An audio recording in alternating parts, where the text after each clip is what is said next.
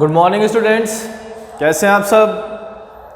हमने कल जो लास्ट क्लास थी हमारी उसके अंदर हमने देखा था, ठीक है, 11th क्लास का जो फर्स्ट चैप्टर है लिविंग वर्ल्ड, ठीक है, उसका जर्नल इंट्रोडक्शन हमने पढ़ा था कि बायोलॉजी क्या होता है, उसकी कितनी ब्रांचेस होती है, उनके फादर कौन कौन से हैं। फिर अपन ने पढ़ा था लेवल ऑफ ऑर्गेनाइजेशन, ठीक है, कि संगठन स्तर अपन ने पढ़े थे, जिसके अंदर अपन सबसे पहले कौन सा पढ़ा था, जैव मंडल, ठीक है। जैव मंडल के बाद में पारिस्थितिकी, समुदाय, जनसंख्या के बाद जीव, अंग तंत्र, अंग, ऊतक, कोशिका, परमाणु, अणु, इन सब के बारे में अपन ने पढ़ा था। और अपन ने बताया भी था कि सूक्ष्मदर्शी स्तर पर सबसे छोटी इकाई है कोशिका, आणविक स्तर पर सबसे छोटी इकाई है अणु, ठीक है, और पारिस्थितिक स्तर पर सबसे छोटी इकाई कौन सी होती है, जीव। क्लियर, यहां तक अपन ने देख लिया था, ठीक है। आज हम स्टार्ट करने वाले हैं कैरेक्टर ऑफ लिविंग ऑर्गेनिज्म, ठीक है, कि जीवित जीवों के लक्षण, ठीक है। तो अपन देखते हैं, आज अपना नया टॉपिक है characteristics of living organism.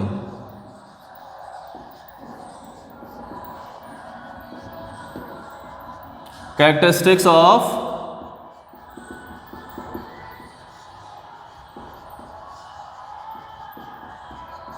Living organism, यानी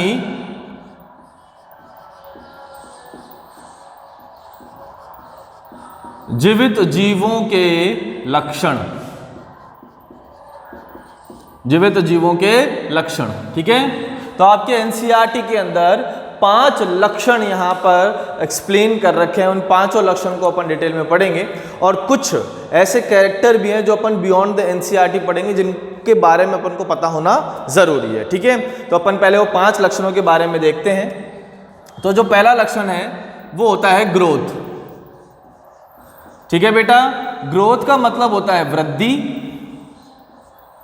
दूसरा लक्षण होता है रिप्रोडक्शन। रिप्रोडक्शन है जनन। नेक्स्ट अपन पढ़ते हैं मेटाबॉलिज्म। मेटाबॉलिज्म को बोलेंगे अपन उपापचय। उसके बाद है सेल्यूलर ऑर्गेनाइजेशन, यानी कोशिकीय संगठन।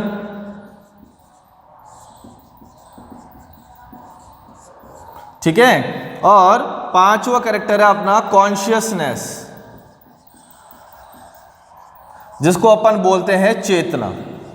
तो ये जो 5 कैरेक्टर हैं ये लिविंग ऑर्गेनिज्म के कैरेक्टर है, ठीक है। Growth, reproduction, metabolism, cellular organisation और कॉन्शियसनेस, ठीक है। इन 5 के बारे में अपन पढ़ते हैं, जिसमें से अपन ग्रोथ और रिप्रोडक्शन की बात करें तो ग्रोथ और रिप्रोडक्शन जो है वो यूनिक कैरेक्टर नहीं है, डिफाइंड फीचर्स नहीं है, विशिष्ट लक्षण नहीं है, ठीक है। तो वृद्धि और रिप्रोडक्शन जो है वो जीवों के विशिष्ट लक्षण नहीं है,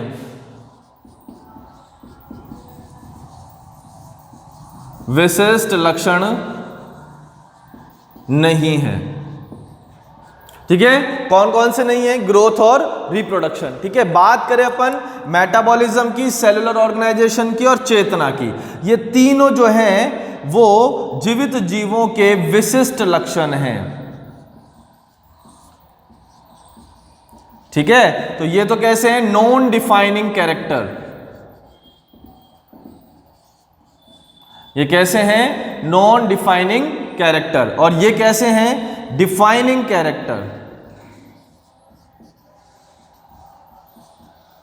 ओके, तो ये वाले तो कैसे हैं, नॉन डिफाइनिंग कैरेक्टर, और ये वाले कैसे हैं, defining character. It's that clear बच्चों। ओके, तो ग्रोथ और रिप्रोडक्शन जो है वो विशिष्ट लक्षण नहीं है, ओके। मेटाबॉलिज्म, सेलुलर ऑर्गेनाइजेशन और कॉन्शियसनेस विशिष्ट लक्षण है। अब बेटा अपने दिमाग में ये सवाल आता है कि ये विशिष्ट लक्षण क्या होते हैं सर, ठीक है। आ ही रहा होगा कि विशिष्ट लक्षण क्या होते हैं, तो उसके बारे में भी अपन पढ़ लेते हैं कि क्या होते हैं विशिष्ट लक्षण, ठीक है। तो अगर अपन विशिष्ट लक्षणों की डेफिनेशन देखें, ठीक है, डिफाइनिंग कैरेक्टर की अगर अपन डेफिनेशन देखें तो ऐसे लक्षण जिनका कोई अपवाद नहीं होता। ऐसे लक्षण जिनका कोई अपवाद नहीं होता, ठीक है, ऐसे लक्षण क्या कहलाएंगे? विशिष्ट लक्षण कहलाएंगे, जिनका कोई भी अपवाद नहीं है, वो सिर्फ और सिर्फ जीवित जीवों के लक्षण हैं, ठीक है। उन्हीं लक्षणों को अपन क्या बोलते हैं? विशिष्ट लक्षण कहते हैं, जिनमें से ग्रोथ और रिप्रोडक्शन नॉन डिफाइनिंग कैरेक्टर हैं, ठीक है, और मेटाबॉलिज्म, सेलुलर ऑर्गेनाइजेशन और कॉन्शियसनेस इन उपापचय, कोशिकीय संगठन और चेतना क्या है? विशिष्ट लक्षण है, ठीक है बच्चों। अब अपन एक एक करके सभी लक्षणों के बारे में पढ़ते हैं, ठीक है। तो जो अपना पहला लक्षण है वो है ग्रोथ, ओके। पहला लक्षण कौन सा है? ग्रोथ। तो ग्रोथ के बारे में अपन पढ़ते हैं।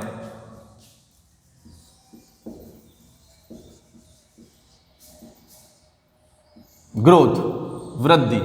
और जैसा कि आपने पहले बताया हुआ है कि वृद्धि क्या होता है? नॉन डिफाइनिंग प्रॉपर्टी है। कैसा है? विशिष्ट लक्षण नहीं है, ठीक है। तो ग्रोथ कैसी है? Non defining property, non defining property, ठीक है। क्यों है नॉन डिफाइनिंग प्रॉपर्टी? क्योंकि इसका कोई ना कोई अपवाद आपको देखने को मिलेगा, इसका कोई अपवाद आपको देखने को मिल सकता है, ठीक है। इसलिए ग्रोथ को अपन क्या बोल देते हैं? नॉन डिफाइनिंग प्रॉपर्टी, यानी ये जीवित जीवों का विशिष्ट लक्षण नहीं है, ठीक है। अब अपन ग्रोथ की बात करते हैं कि ग्रोथ होता क्या है। पहले सबसे पहले चीज देखो कोई भी अपने शरीर का कोई भी ऊतक है, ठीक है, कोई भी शरीर का अपन एक ऊतक मान लो, ओके, या फिर शरीर का भार देख लो, या शरीर का आयतन देख लो, इन सब के अंदर अगर अपन बढ़ोतरी कर रहे हैं, वही क्या कहलाती है? वृद्धि कहलाती है, ठीक है। आप बचपन में इत्तू से थे ना, ठीक है, धीरे धीरे इत्तू हो गए, ठीक है। इसका मतलब क्या हुआ? ग्रोथ हुआ। आपके वेट में वृद्धि हुई, आपकी कोशिकाओं की संख्या बढ़ी, ठीक है, और आपके ऊतकों में भी वृद्धि हुई, आपके भार में भी वृद्धि हुई। इसका मतलब यही क्या कहलाती है? ग्रोथ कहलाती है, ठीक है। तो जीवों के ऊतक आकार या भार में बढ़ोतरी ही क्या कहलाती है? वृद्धि कहलाती है। तो इसकी डेफिनेशन अपन लिख सकते हैं कि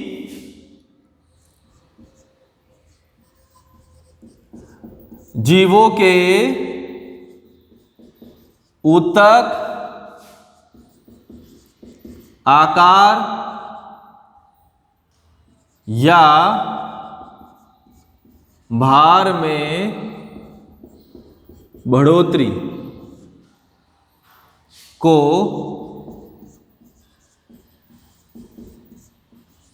वृद्धि कहते हैं, ठीक है। जीवों के ऊतक आकार या भार में बढ़ोतरी को क्या कहेंगे? वृद्धि कहेंगे। समझ में आ गया? ओके। अब एक बात मुझे बताइए कि जब आप इत्तू से थे ना पहले, ठीक है, आप इत्तू हो गए, ओके, तो क्या वापस से आप इत्तू हो सकते हैं? क्या नहीं हो सकते, ठीक है। इसका मतलब वृद्धि जो है वो कैसी प्रक्रिया है? अणउत्क्रमणीय प्रक्रिया है, यानी उसको वापस से पहली वाली स्थिति में नहीं लाया जा सकता, ठीक है। दूसरी चीज अपन बात करें कि वृद्धि क्या होती है? यूनिडायरेक्शनल होती है, एक दिशा के अंदर होती है, ठीक है। तो वृद्धि कैसी हो गई? एक दिशीय लक्षण होता है वृद्धि, ठीक है। और कैसा होता है? अणउत्क्रमणीय होता है। तो वृद्धि की अगर अपन बात करें तो वृद्धि कैसी है? अणउत्क्रमणीय प्रक्रिया है।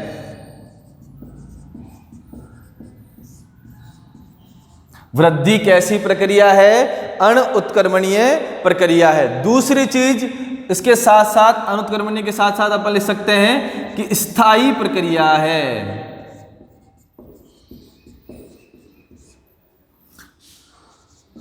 ठीक है। तो वृद्धि अनुत्क्रमणीय प्रक्रिया है, वह स्थायी प्रक्रिया है, परमानेंट है, उसको वापस से अपनी पुरानी वाली स्थिति के अंदर नहीं लाया जा सकता है। इसलिए वृद्धि कैसी है? अनुत्क्रमणीय प्रक्रिया, वह स्थायी प्रक्रिया है। ठीक है। अब देखो यहां पर अपन एक चीज देखते हैं। अपन यहां पर दो चीजें लेते हैं, एक तो एक कोशिकीय जीव लेते हैं और एक अपन लेते हैं बहुकोशिकीय जीव। ठीक है।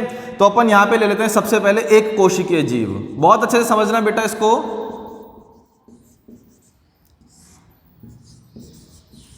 एक कोशिकीय जीव, और यहां अपन ले रहे हैं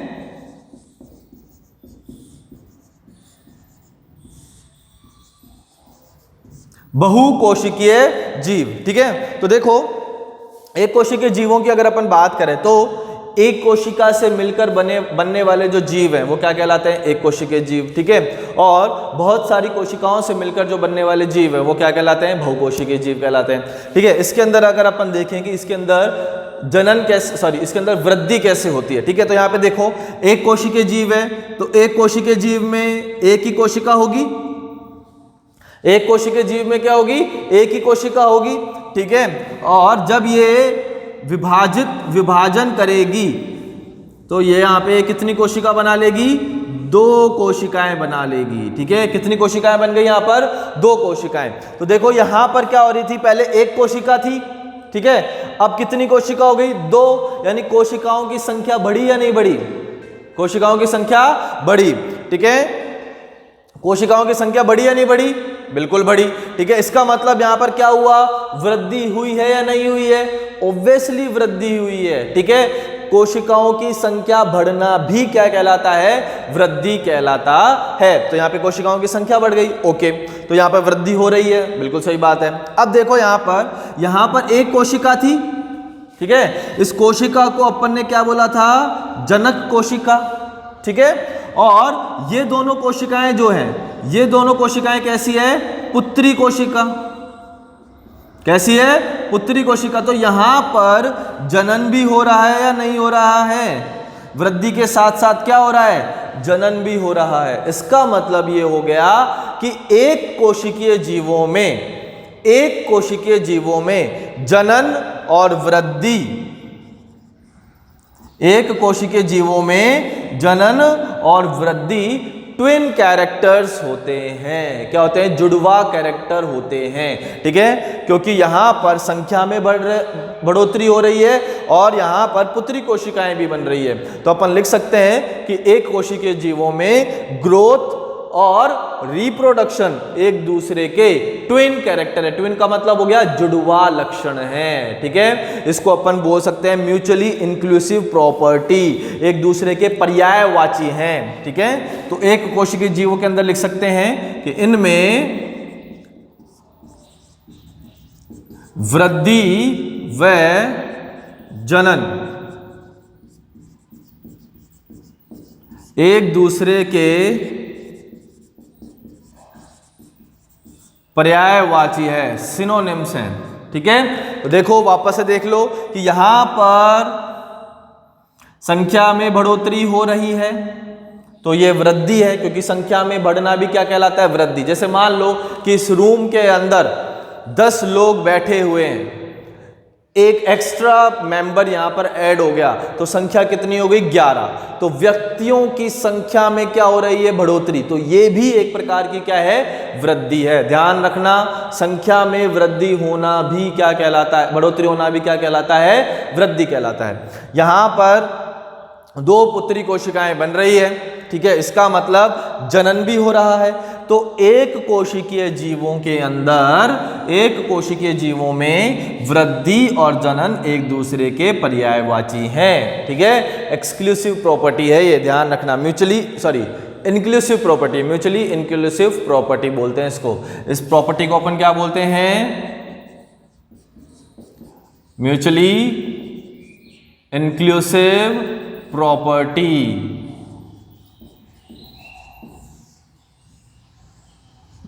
ठीक है। कौन सी प्रॉपर्टी बोलते हैं? Mutually inclusive property. अब बहुकोशिकीय जीवों की बात करें तो बहुकोशिकीय जीवों में क्या होती है? बहुत सारी कोशिकाएं होती है। ठीक है। तो ये तो हो गया आपका ग्रोथ और ये हो गया रिप्रोडक्शन।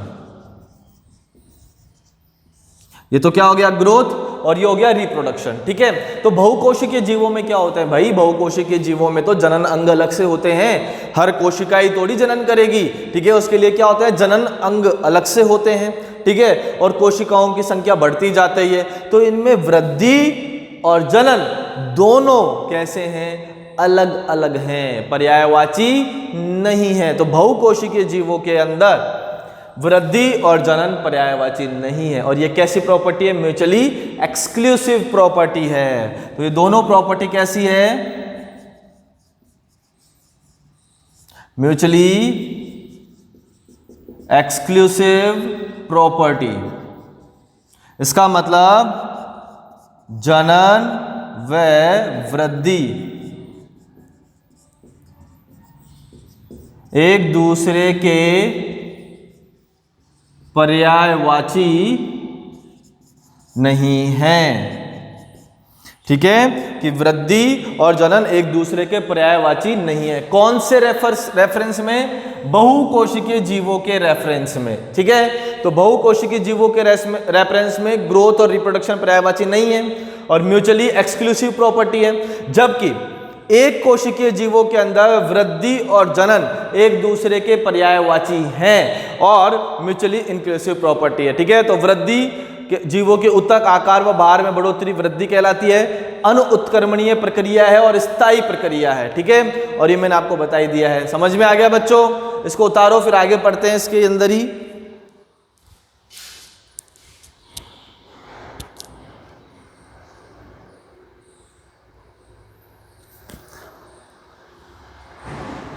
ओके, अब वृद्धि को ही आगे पढ़ते हैं अपन।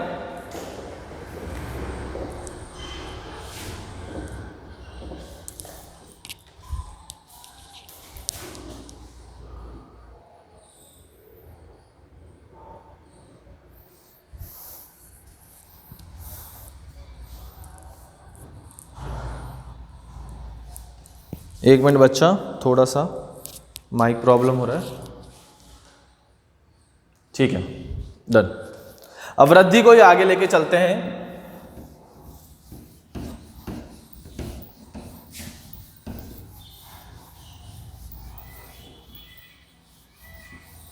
बेटा वृद्धि जो है वो किसका परिणाम होता है, वृद्धि होता है उपापचय का परिणाम होता है। किसका परिणाम होता है, उपापचय का। ठीक है, तो नेक्स्ट अपन वृद्धि में लिखेंगे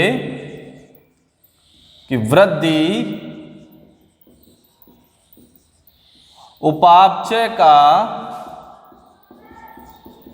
परिणाम है। ठीक है, उपापचय को अपन बोलते हैं मेटाबॉलिज्म। उपापचय को अपन क्या बोलते हैं, मेटाबॉलिज्म। ठीक है, अब मेटाबॉलिज्म क्या होता है वो भी अपन को पढ़ना पड़ेगा। ठीक है, तो मेटाबॉलिज्म होता है बच्चा कि दो प्रक्रियाएं चलती है हमारे शरीर में। ठीक है, एक चलती है एनाबॉलिज्म, ओके बच्चा, और एक चलती है कैटाबॉलिज्म। ओके, तो एक प्रक्रिया तो कौन सी चलती है, एनाबॉलिज्म, और एक प्रक्रिया कौन सी चलती है, कैटाबॉलिज्म। इन दोनों को मिला के ही, इन दोनों का योग ही क्या कहलाता है, मेटाबॉलिज्म कहलाता है। ठीक है, अब ये एनाबॉलिज्म कैटाबॉलिज्म क्या होता है, तो जितनी भी संश्लेषण प्रक्रियाएं हैं, जितनी भी संश्लेषण प्रक्रियाएं हैं वो सब कहलाती है एनाबॉलिज्म। ठीक है, और जितनी भी डिस्ट्रक्टिव प्रक्रियाएं हैं, ठीक है, जिसके अंदर कोई भी उत्पाद टूटता है, ठीक है, वो सब कौन सी प्रक्रियाएं हैं, कैटाबॉलिज्म। तो इसमें तो उत्पाद बनता है, ठीक है, और इसमें उत्पाद टूटता है, तो दोनों को मिलाकर ही अपन क्या बोलते हैं, मेटाबॉलिज्म, और इसी का परिणाम है वृद्धि। ठीक है, अब देखो क्या होता है कि ये जो है एनाबॉलिज्म जो प्रक्रिया है, ये सिंथेसिस प्रक्रिया यानी संश्लेषी प्रक्रिया है।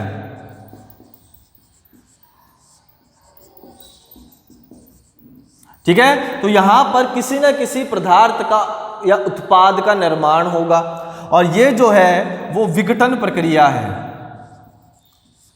यानी यहां पर कोई ना कोई उत्पाद टूटेगा।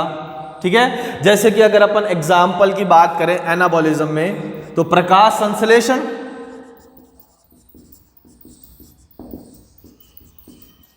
तो प्रकाश संश्लेषण कैसा है? क्या है प्रकाश संश्लेषण? कि सूर्य प्रकाश की उपस्थिति में भोजन का निर्माण करते हैं। तो भोजन बन रहा है किस रूप में? ग्लूकोज के रूप में। ठीक है, तो भोजन बन रहा है ग्लूकोज के रूप में। तो ग्लूकोज बन रहा है, इसलिए कौन सी प्रक्रिया हो गई? एनाबॉलिज्म प्रक्रिया हो गई। साथ में अपन बात करें प्रोटीन निर्माण, प्रोटीन सिंथेसिस, तो प्रोटीन के निर्माण की प्रक्रिया भी क्या कहलाती है? एनाबॉलिज्म कहलाती है। ठीक है, कैटाबॉलिज्म की अगर अपन बात करें, विघटन प्रक्रिया की अगर अपन बात करते हैं, ठीक है, तो श्वसन के अंदर क्या होता है कि कार्बनिक पदार्थ ऑक्सीजन की उपस्थिति में टूटता है, जिससे एनर्जी बनती है। श्वसन क्या कहलाता है कि कार्बनिक जो पदार्थ है वो ऑक्सीजन की उपस्थिति में टूट जाएगा। ठीक है, और क्या बनेगा? ऊर्जा, एनर्जी बनेगी। ठीक है, तो यहां पर श्वसन में ग्लूकोज टूट रहा है ना, इसका मतलब ये कैटाबॉलिज्म प्रक्रिया है। साथ में अपन बात करें पाचन, डाइजेशन की अगर अपन बात करते हैं, तो अपन क्या करते हैं? जटिल भोजन को खाते हैं और उसको सरल भोजन में बदलते हैं। तो जटिल भोजन टूट रहा है किसमें? सरल भोजन में। तो टूटने की प्रक्रिया क्या हो गई? कैटाबॉलिज्म हो गई। समझ में आ गया यहां तक बच्चों? ठीक है, अगर अपने शरीर में, अगर अपन अपने शरीर में एनाबॉलिज्म की रेट को बढ़ा दें, ये एरो का निशान क्या बता रहा है कि संश्लेषी प्रक्रियाएं बढ़ रही है। ठीक है, और कैटाबॉलिज्म की प्रक्रिया को अपन घटा दें। नीचे वाला एरो का मतलब है कि घट रही है। ठीक है, तो एनाबॉलिज्म की दर क्या हो रही है? बढ़ रही है। कैटाबॉलिज्म की दर कम हो रही है। ठीक है, एनाबॉलिज्म का मतलब संश्लेषी प्रक्रियाओं की दर बढ़ रही है, विघटन प्रक्रियाओं की दर कम हो रही है। तो क्या होगा बच्चा? ग्रोथ होगी, वृद्धि होगी। तो क्या होगा? ग्रोथ होगी, यानी वृद्धि होगी। क्लियर? अगर इसका मैं उल्टा कर दूं कि एनाबॉलिज्म की रेट को तो मैं कर दूं क्या? कम, है ना, और कैटाबॉलिज्म की रेट को मैं बढ़ा दूं। ठीक है, यानी विघटन प्रक्रियाएं तो बढ़ रही है और संश्लेषी प्रक्रियाएं कम हो रही है। तो बेटा क्या हो जाएगा? D growth. डी ग्रोथ का मतलब हो गया कि वृद्धि की दर में कमी आ जाएगी। डी ग्रोथ का मतलब क्या हो गया? कि वृद्धि की दर में कमी आ जाएगी। वही क्या कहलाता है? डी ग्रोथ कहलाता है। ठीक है, अगर अपन प्रकाश संश्लेषण एनाबॉलिज्म की रेट को बढ़ा दें और कैटाबॉलिज्म की रेट को कर दें कम, तो क्या हो जाएगा? ग्रोथ हो जाएगा। ठीक है, और अगर अपन एनाबॉलिज्म की रेट को कर दें कम और कैटाबॉलिज्म की रेट को बढ़ा दें, तो क्या हो जाएगा? डी ग्रोथ हो जाएगा, यानी वृद्धि की दर में क्या आ जाएगी? कमी आ जाएगी। यहां तक समझ में आया बच्चों? उतारो इसको, फिर और पढ़ते हैं वृद्धि के बारे में। वृद्धि के प्रकार पढ़ेंगे अब अपन।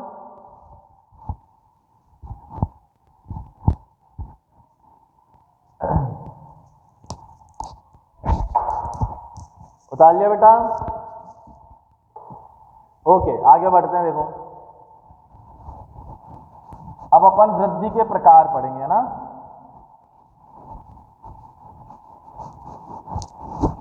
अपन ने पढ़ा हुआ है कि वृद्धि कैसी प्रॉपर्टी है? नॉन डिफाइनिंग प्रॉपर्टी है। ठीक है, तो अपन देखते हैं कि ये नॉन डिफाइनिंग प्रॉपर्टी है कैसे। सर ने अभी तक तो इसका कोई अपवाद बताया ही नहीं है, तो फिर इसको अपन नॉन डिफाइनिंग प्रॉपर्टी कैसे ले सकते हैं? ठीक है ना, तो अभी देखते हैं। देखो अपन,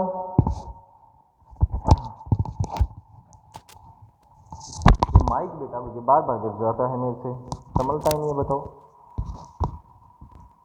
ओके डन। ठीक है, तो अपन बात करते हैं प्रकार की, टाइप्स ऑफ ग्रोथ।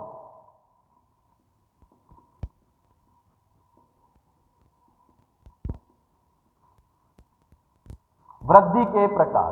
ठीक है, और पहली जो वृद्धि है, दो प्रकार की होती है वृद्धि। सबसे पहले वृद्धि है बाह्य वृद्धि,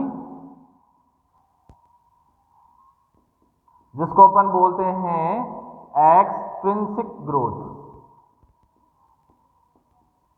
ठीक है, और दूसरी वृद्धि है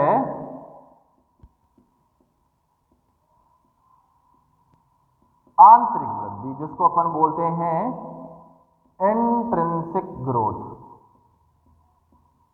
ओके, तो दो प्रकार की वृद्धि अपन पढ़ेंगे, बाह्य वृद्धि और आंतरिक वृद्धि। इन दोनों को समझ लो, फिर इनकी डेफिनेशन अपन देखते हैं। ठीक है, देखो बाह्य वृद्धि की बात करते हैं अपन। तो ये जैसे कि मान लो ये अपना पहाड़ है, ठीक है, ये क्या है, पहाड़ है, पहाड़, ठीक है, पहाड़।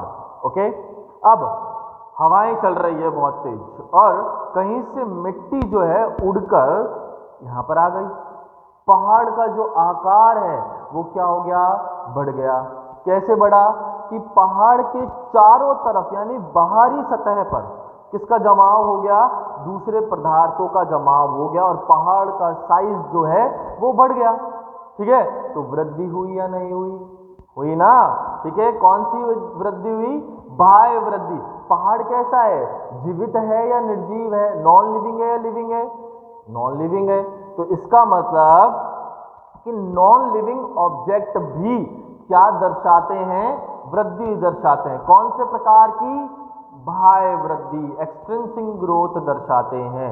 ठीक है, तो यानी इसका अपवाद हुआ या नहीं हुआ कि वृद्धि केवल जीवित जीवों का ही लक्षण होना चाहिए था, लेकिन यहां पर निर्जीव ऑब्जेक्ट भी क्या दर्शा रहे हैं, वृद्धि दर्शा रहे हैं। कौन सी, बाह्य वृद्धि। इसका मतलब इसका अपवाद है और अपन वृद्धि को जो है नॉन डिफाइनिंग प्रॉपर्टी के अंदर ही रखते हैं।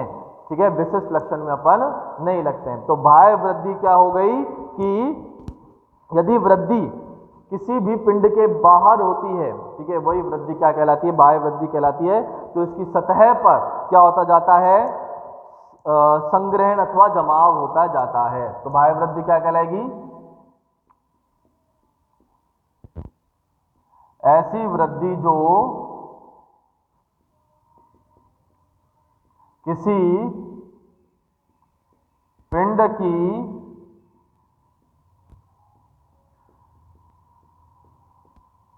बाहरी सतह पर होती है। ऐसी वृद्धि जो किसी पिंड की बाहरी सतह पर होती है, अर्थात बाहरी सतह पर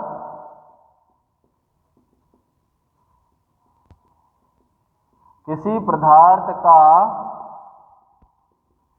जमाव हो जाता है।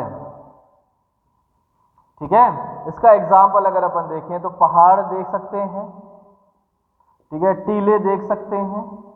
तो इन पर क्या होता है, बाहर से मिट्टी जो है ऊपर जमती जाती है और टीलों का, पहाड़ों का आकार बढ़ता जाता है। इसका मतलब ये वृद्धि कौन सी है, बाह्य वृद्धि है। कौन सी वृद्धि है, बाह्य वृद्धि। ठीक है, आंतरिक वृद्धि के बारे में देखते हैं। तो ऐसी वृद्धि जो शरीर के अंदर होती है, तो ये वृद्धि क्या कहलाएगी, आंतरिक वृद्धि। ऐसी वृद्धि जो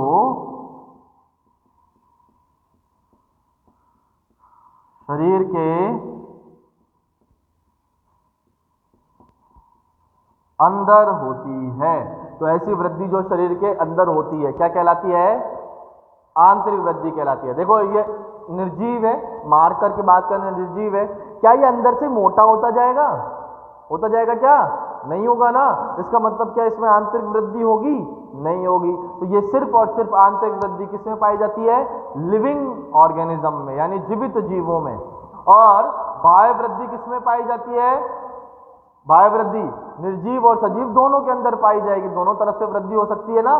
ठीक है, तो ये वृद्धि तो कैसी होगी, ये वृद्धि तो कैसी होगी, नॉन डिफाइनिंग, और ये वाली कैसी होगी, डिफाइनिंग। लेकिन ओवरऑल बात करें, ठीक है, तो वृद्धि क्या है, नॉन डिफाइनिंग प्रॉपर्टी है। क्या है, नॉन डिफाइनिंग प्रॉपर्टी। वो जीवित जीवों का विशिष्ट लक्षण नहीं है, क्योंकि वो निर्जीवों में भी पाई जाती है। लेकिन एक इंपॉर्टेंट नोट है यहां पर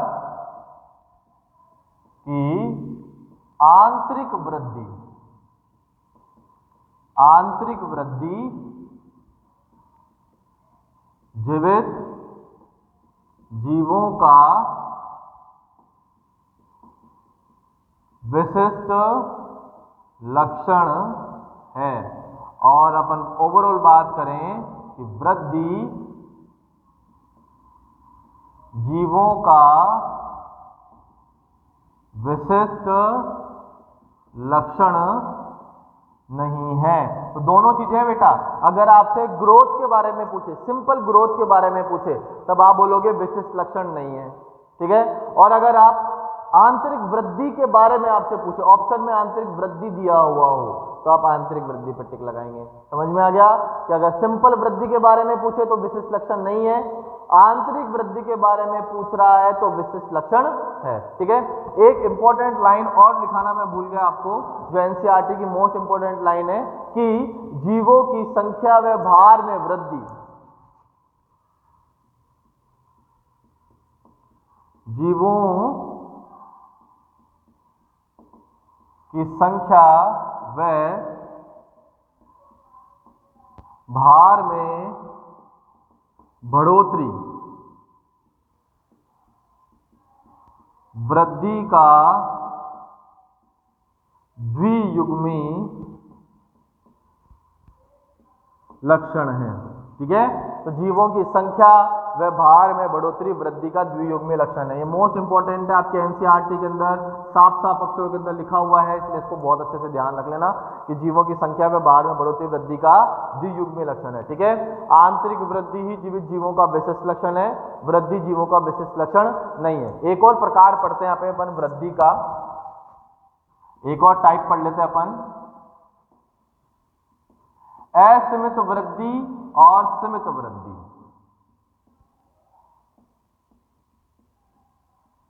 असीमित वृद्धि और दूसरा अपन पढ़ लेते हैं सीमित वृद्धि। तो असीमित वृद्धि क्या होती है?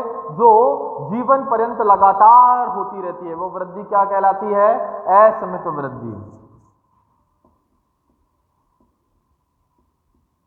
ऐसी वृद्धि जो जीवन पर्यंत लगातार होती रहती है, ऐसी वृद्धि जो जीवन पर्यंत लगातार होती रहती है। और किन में पाई जाती है? ये प्लांट्स में, ठीक है, पादपों में। तो इसका एग्जाम्पल क्या हो गया? पादप, ठीक है। और सीमित वृद्धि यानी ऐसी वृद्धि जो किसी निश्चित आयु के बाद रुक जाती है। तो ये किसमें मिलेगी? एनिमल्स में। अपन ने अंदर वृद्धि क्या होगी? एक पर्टिकुलर एज आने के बाद में स्टॉप हो जाते हैं। अब और बड़ा थोड़ी हो सकता हूं मैं, ठीक है। ऐसे तो अपन कंटिन्यूसली पेड़ जैसे बड़े हो जाएं, ठीक है। इसलिए अपने अंदर कौन सी वृद्धि पाई जाती है? सीमित वृद्धि। ऐसी वृद्धि जो किसी निश्चित आयु के बाद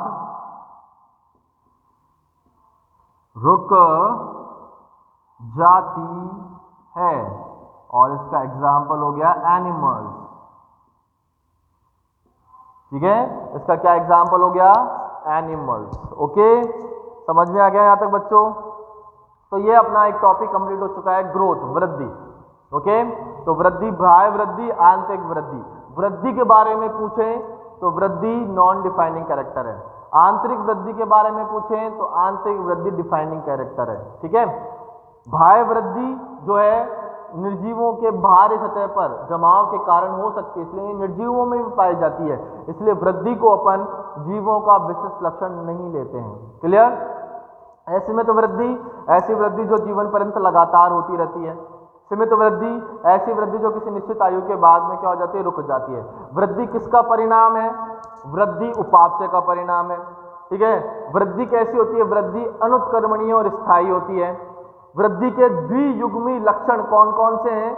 जीवों की संख्या में जीवों की संख्या में व भार में बढ़ोतरी क्या कहलाती है? वृद्धि के द्वियुग्मी लक्षण कहलाते हैं, ठीक है। एक कोशिकीय जीवों में जनन और वृद्धि पर्यायवाची है, जबकि बहुकोशिकीय जीवों में जनन और वृद्धि पर्यायवाची नहीं है। समझ में आ गया? तो यह आपका एक टॉपिक कंप्लीट हो जाता है जिसका नाम है ग्रोथ। क्या कंप्लीट हो चुका है? ग्रोथ। ओके, अब अपन बात करते हैं रिप्रोडक्शन। किसकी बात करेंगे? रिप्रोडक्शन। इसको उतारो फटाफट से।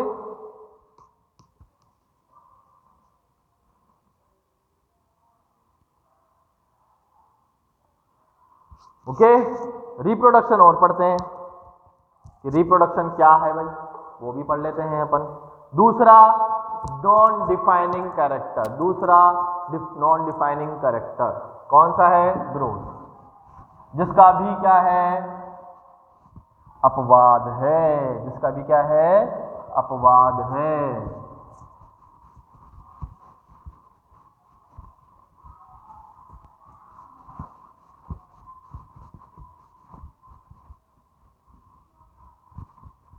ओके, तो दूसरा नॉन डिफाइनिंग कैरेक्टर पढ़ने वाले हैं अपन, जिसका नाम है रिप्रोडक्शन।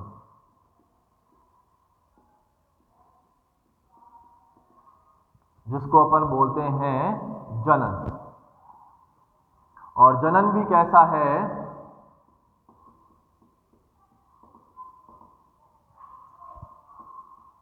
नॉन डिफाइनिंग कैरेक्टर है, ठीक है।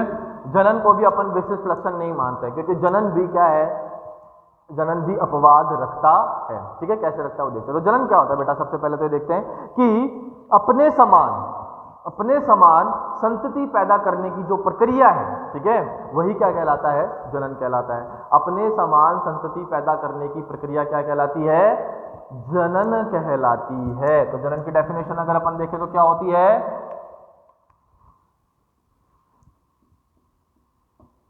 अपने समान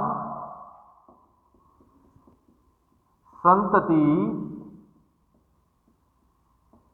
पैदा करने की प्रक्रिया, अपने समान संतति पैदा करने की प्रक्रिया क्या कहलाती है?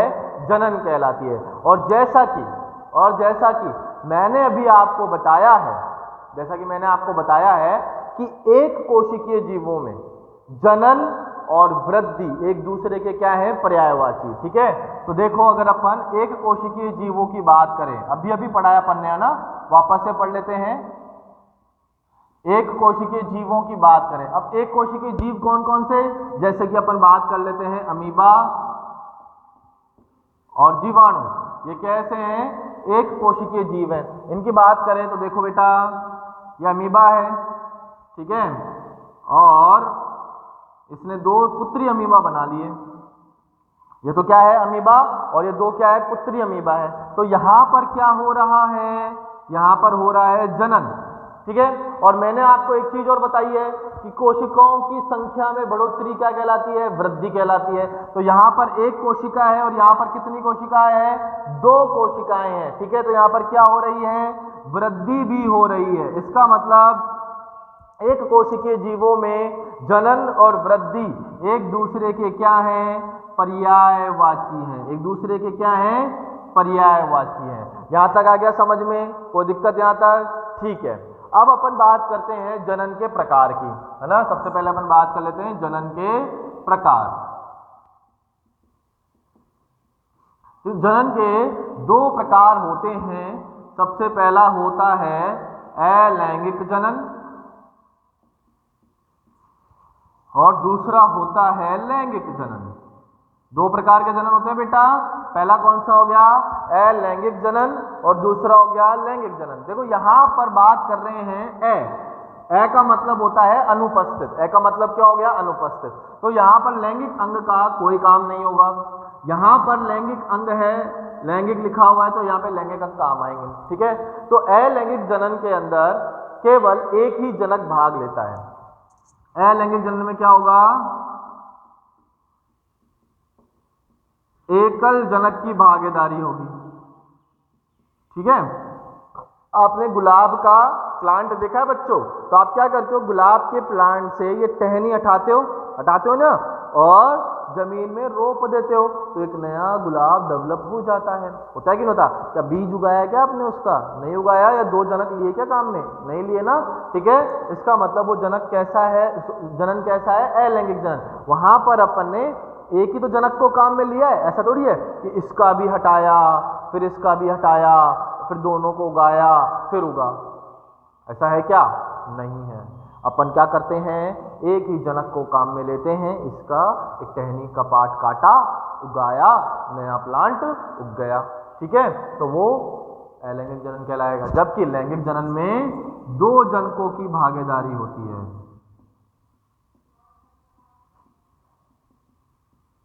ठीक है, दो जनक, जैसे कि ये है रामलाल, देखो कितना अच्छा रामलाल बनाया ना मैंने, है ना, और ये उसकी लुगाई फूलन देवी, देखो कितनी बढ़िया लुगाई बनाई है मैंने। तो दो जनक हुए या नहीं हुए, और जब इनके बीच में जनन होगा तब ये छोटा सा बेबी बन गया इनका, ये छोटा सा क्या बन गया इनका, बेबी बन गया। इसका मतलब यहां पर दो जनक भाग लिए या नहीं लिए, लिए ना, तो दो जनक के भागीदारी द्वारा जो जनन होता है उसको बोलते हैं लैंगिक जनन, और जो एकल जनक के भागी द्वारा जो जनन होता है उसको बोलते हैं अपन अलैंगिक जनन। ठीक है, साथ में बात करें तो यहां पर युग्मकों का निर्माण नहीं होता है या हो सकता है। ठीक है, यहां पर युग्मक बन भी सकते हैं और नहीं भी बन सकते हैं। ठीक है, जबकि यहां पर युग्मकों का निर्माण होता है।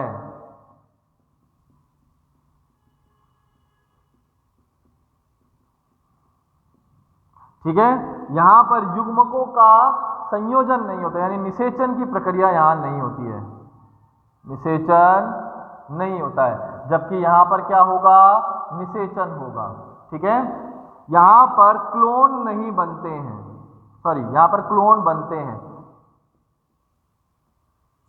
और यहां पर क्लोन नहीं बनते हैं। ठीक है, अब ये क्लोन क्या होता है वो भी देख लेते हैं। क्लोन का मतलब हो गया बिल्कुल एग्जैक्ट कॉपी, बिल्कुल एग्जैक्ट कॉपी। तो ये जैसे कि अपन ने ये टहनी काटी ना, टहनी काटने के बाद में उगाया गुलाब का, तो गुलाब का जो पौधा होगा वो अपने जनक के बिल्कुल समान होगा, वो अपने जनक के बिल्कुल समान होगा, उसी को क्या बोलते हैं अपन, क्लोन कहते हैं। जबकि यहाँ पर बात करें तो क्या ये वाला जो बच्चा है ये अपने माता पिता के समान है क्या, बिल्कुल नहीं है ना, क्योंकि इसके अंदर दोनों के लक्षण आए, तो एग्जैक्ट कॉपी नहीं है ये, इसलिए इसके अंदर क्लोन नहीं बनते हैं और इसमें क्लोन बन जाते हैं। ठीक है, तो जो आकारिकी रूप से या आनुवांशिक रूप से अपने जनक के समान होते हैं वो क्या कहलाते हैं, क्लोन, और जो आकारिकी आनुवांशिक रूप से अपने जनक के समान नहीं होते वो क्लोन नहीं कहलाते हैं, और वो अलैंगिक जनन है। तो विभिन्नताएं किस में आ रही है बेटा, अलग विभिन्नताएं किस में आ रही है, लैंगिक जनन में, क्योंकि अलैंगिक जनन में तो बिल्कुल सिमिलर है ना अपने पेरेंट्स से। ठीक है, तो यहां पर विभिन्नताएं नहीं आती है। ठीक है, और यहां विभिन्नताएं होती है। ओके, तो ये डिफरेंस है किसके बीच में, अलैंगिक जनन और लैंगिक जनन के बीच में। यहां तक समझ में आया। ठीक है, अब अपन ने बोला है कि नॉन डिफाइनिंग कैरेक्टर है भाई, कोई ना कोई तो अपवाद होना चाहिए ना।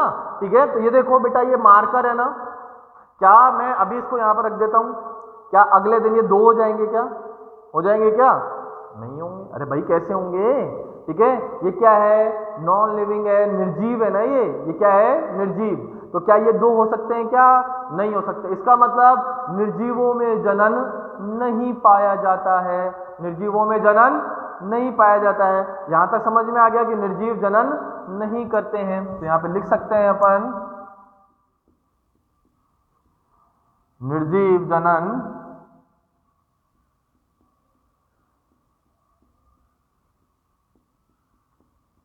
नहीं करते हैं। लेकिन फिर भी अपन ने बोला कि नॉन डिफाइनिंग कैरेक्टर है, लेकिन बेटा क्या होता है, यहां पर कुछ जीवित जीव ऐसे हैं, कुछ जीवित जीव ऐसे हैं जो जनन नहीं करते हैं। जैसे कि अपन बात करते हैं श्रमिक मधुमक्खी, क्या बेटा, श्रमिक मधुमक्खी। ठीक है, या फिर अपन बात कर लेते हैं खच्चर, ठीक है, जिसको अपन बोल देते हैं हिनी, या सॉरी म्यूल। ठीक है, या फिर अपन बात करते हैं बंदे मानव, जो हिंजड़े होते हैं ना बेटा, उनकी बात कर रहा हूं मैं यहाँ पे। ठीक है, तो बंदे मानव क्या होते हैं, हिंजड़े।